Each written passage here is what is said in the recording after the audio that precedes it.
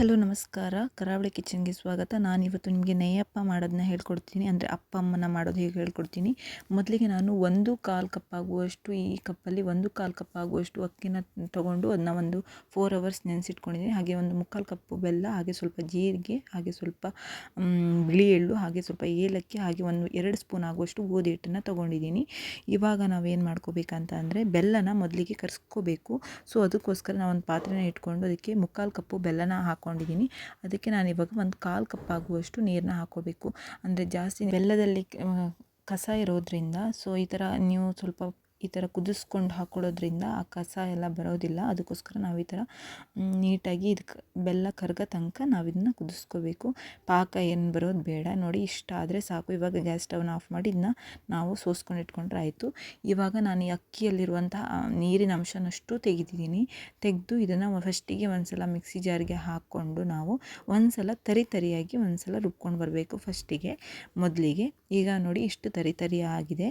ಇವಾಗ ಇದಕ್ಕೆ ನಾನು ಇದಕ್ಕೆ ಸಾಫ್ಟ್ ಆಗಲಿ ಅನ್ನೋದಕ್ಕೋಸ್ಕರ ನಾನು ಒಂದು 2 ಕಪ್ ಆಗುವಷ್ಟು ಗೋಧಿ ಹಿಟ್ಟನ್ನು ಹಾಕ್ಕೊಳ್ತಾ ಇದ್ದೀನಿ. ಹಾಗೆ ಒಂದು ಏಲಕ್ಕಿನ ಸಿಪ್ಪೆ ತೆಗೆದು ಹಾಕ್ಕೊಳ್ತಾ ಇದ್ದೀನಿ, ಸ್ವಲ್ಪ ಒಂದು 3-4 ಏಲಕ್ಕಿನ. ಇವಾಗ ಇದು ಹಾಕಿ ಆದಮೇಲೆ ಇವಾಗ ರುಚಿಗೆ ನಿಮಗೆ ಎಷ್ಟು ಬೇಕು ನೋಡಿ ಅಷ್ಟು ಉಪ್ಪನ್ನು ಹಾಕ್ಕೊಳ್ಳೋಣ. ಹಾಗೆ ನಾವು ಬೆಲ್ಲನ ನೀರನ್ನ ಸೋಸ್ಕೊಂಡು ಇಟ್ಕೊಂಡಿದ್ದೀವಿ ನೋಡಿ, ಸ್ವಲ್ಪನೇ ಹಾಕ್ಕೊಂಡು ರುಬ್ಕೋಬೇಕು.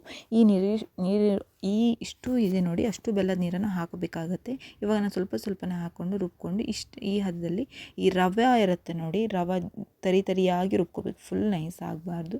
ಅಂದರೆ ಆವಾಗ ಚೆನ್ನಾಗಾಗತ್ತೆ. ಈ ಸೇಮ್ ಕಜ್ಜಾಯ ತಿಂದಂಗೆ ಇರುತ್ತೆ ಇದು.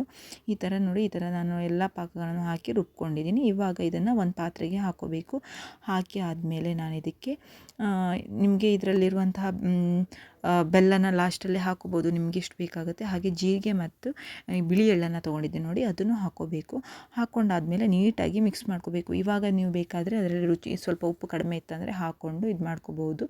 ಇವಾಗ ಈ ಥರ ನೀಟಾಗಿ ಮಿಕ್ಸ್ ಮಾಡಿ ಆದಮೇಲೆ ನಾವಿದನ್ನು ರಾತ್ರಿ ಫುಲ್ ಅಥವಾ ಒಂದು 8 ಅವರ್ಸ್ ನೆನಿಬೇಕು. ಅಂದರೆ ಇದಾಗಬೇಕು. ಸೊ ಅದಕ್ಕೋಸ್ಕರ 8 ಅವರ್ಸ್ ಆದಮೇಲೆ ನೋಡ್ಬೋದು ನೀವು, ಈ ಥರ ಆಗಿರುತ್ತೆ.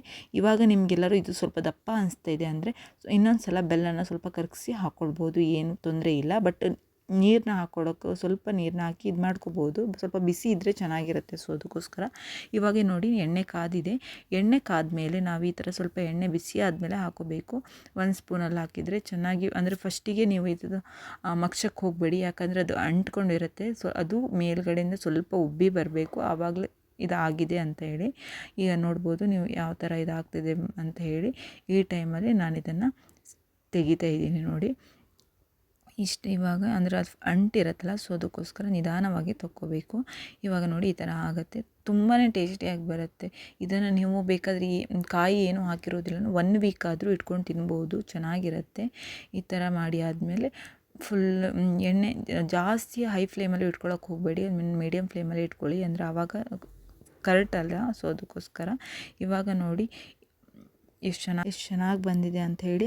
ಹಾಗೆ ನಿಮಗೆ ಈ ವಿಡಿಯೋ ಇಷ್ಟ ಆಗಿದರೆ ಪ್ಲೀಸ್ ಒಂದು ಲೈಕ್ ಮಾಡಿ, ಹಾಗೆ ಶೇರ್ ಮಾಡಿ, ಹಾಗೆ ನಿಮ್ಮ ಫ್ಯಾಮಿಲಿ ಫ್ರೆಂಡ್ಸ್ ಜೊತೆ ಶೇರ್ ಮಾಡಿ. Thanks for watching.